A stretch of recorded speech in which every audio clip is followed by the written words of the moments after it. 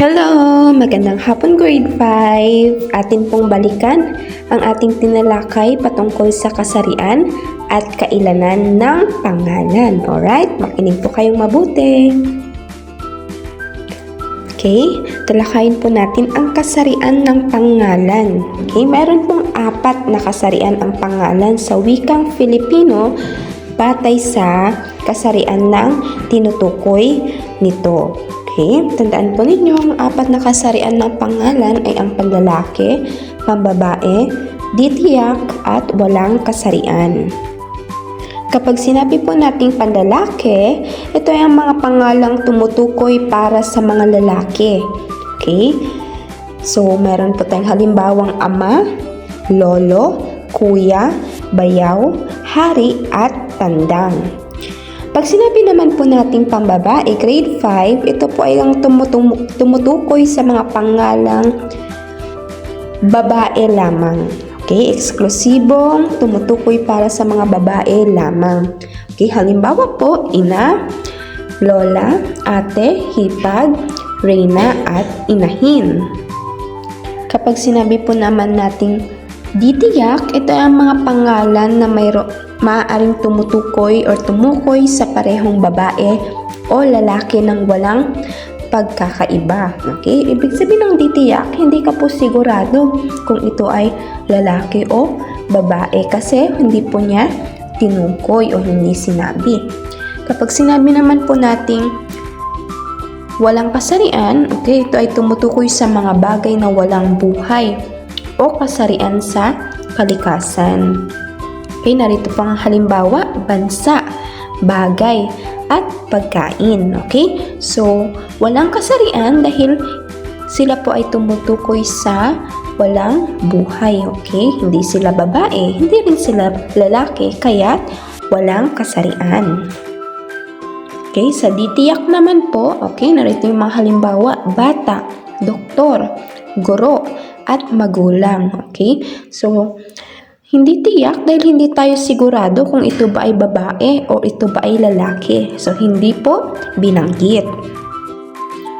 Ngayon naman po ay dumako po tayo sa kailanan ng pangalan. Okay? Bukod po sa kasarian, ang pangalan ay mayroon ding kailanan na tumutukoy sa bilang ng pangalan. Okay? Pag sinabi po natin kailanan, tumutukoy po ito grade 5 sa bilang ng pangalan. Okay? So, ilan ba ang pangalan na tinukoy? Okay, so meron po tayong 3 kailanan ng pangalan. Una ay ang isahan. Okay?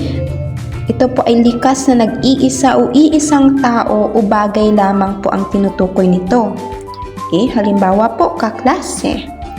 Sunod po ay ang dalawahan. Kung ang pangalang binanggit ay may 2 bilang. Okay po? Halimbawa, magkaklase. So, tumutukoy po siya sa 2. Kaya tinawag po siyang dalawahan. Kapag sinabi naman po nating maramihan, okay, ito po ay tumutukoy sa 3 o higit pang bilang ng tao o bagay. Okay? Halimbawa po, magkaklase. Okay? Tinawag po silang maramihan. Okay? Dahil tumutukoy po ito sa hindi lamang isa, hindi lamang po 2, kundi maraming magkakaklase. Narito naman po ang pagtutukoy sa kailanan ng pangalan. Okay? Una po ay sa pamamagitan ng pananda. Ang mga panandang si, ang, ni, at kay ay ginagamit para sa isahan. Samantalang ang sina, ang mga, nina, at kina naman po ay ginagamit sa maramihan. Okay? Halimbawa po sa isahan, ang bata.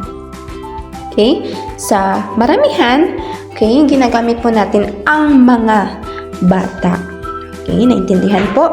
Sunod po ay sa pamamagitan ng paglalapi naman. Okay? Tumutukoy rin ang kailanan batay sa ginamit na panlapi sa unahan o sa gitna ng pangalan. Okay? Halimbawa po, magkapatid. Okay, tumutukoy po iyon sa 2. Samantalang kapag sinabi nating magkakapatid, okay, tumutukoy po tayo sa marami. Okay, maraming magkapatid. Okay, narito po ang iba pang mga halimbawa. Okay, sa salitang ugat na kapatid. Kapag sinabi po nating dalawahan o tumutukoy po tayo sa dalawahan, ginagamit po natin ang magkapatid. Okay, kapag sa maramihan naman po, magkakapatid. Okay, next, sa pinsan. Okay, kapag tumutukoy po tayo sa dalawa, ginagamit po natin ang salitang magpinsan. Kapag maramihan naman po, okay, tumutukoy po tayo or sinasabi natin magpipinsan. Next po ay ang kaklase. Okay, kapag dalawa yung tinutukoy natin, magkaklase. Kapag marami naman po ang ating tinutukoy, okay, ginagamit po natin ang salitang magkakaklase. Okay, so nakita po ninyo yung kaibahan. Okay, tandaan po ninyo ang kasarian ng pangalan. Okay, meron po tayong 4, panlalaki, pambabae, ditiyak, at walang kasarian. Okay, sa kailanan ng pangalan naman po, okay, meron po tayong 3, ang isahan, maramihan, dalawahan. Okay, dumako naman tayo sa gamit ng pangalan, grade 5. Okay, so una ay ang paksa. Okay, kapag sinabi po nating paksa, ito yung pangalang nagsisilbing aktor o pinag-uusapan. Okay, pinag-uusapan sa pangungusap. Halimbawa, okay, si inay ay maalaga sa anak. Okay, ano yung paksa dito? Okay, ang ating ginamit na paksa ay inay. Okay, siya yung aktor o pinag-uusapan dito sa pangungusap na ito. Sunod naman po ay ang kaganapang pamaksa o tinatawag din nating panaguri. Okay, matatagpuan sa bahaging panaguri na tumutukoy sa paksa. Okay, ito po ay kapag sinabi nating panaguri, tumutukoy siya sa paksa or inilalarawan niya ang paksa. Halimbawa, si Susie ay magiging mahusay na ballet dancer. Okay, so ano yung tumutukoy sa paksa nating si Susie? Yun ay ang ballet dancer. Okay, so yun po ang ating panaguri. Okay, ang ikatlong gamit ng pangalan naman po ay ang pamuno. Okay, ano naman itong pamuno na ito? Okay, kapag sinabi po nating pamuno, ang paksa at isa pang pangalan na nasa bahagi ng paksa ay iisa lamang. Okay, tingnan niyo yung halimbawa. Si Susie, ang bunso ay masayahin. Okay, si Susie at yung pangalan na bunso, okay, ay tumutukoy lamang po sa iisa. Yun po ay ang pamuno. Tandaan ninyo, kapag sinabi nating pamuno, okay, mula sa paksa, okay, at isa pang pangalan, sila ay tumutukoy or sila ay iisa lamang. Okay, tandaan po ninyo yan, grade 5.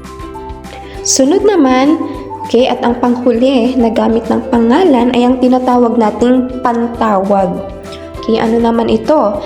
Ang pangalang tinatawag o sinasambit sa pangungusap. Okay, ipinapalit natin ito, okay, sa pangalan ng isang tao na ating tinatawag. Okay, halimbawa, ate at ang mga sapatos na napanaginipan ko.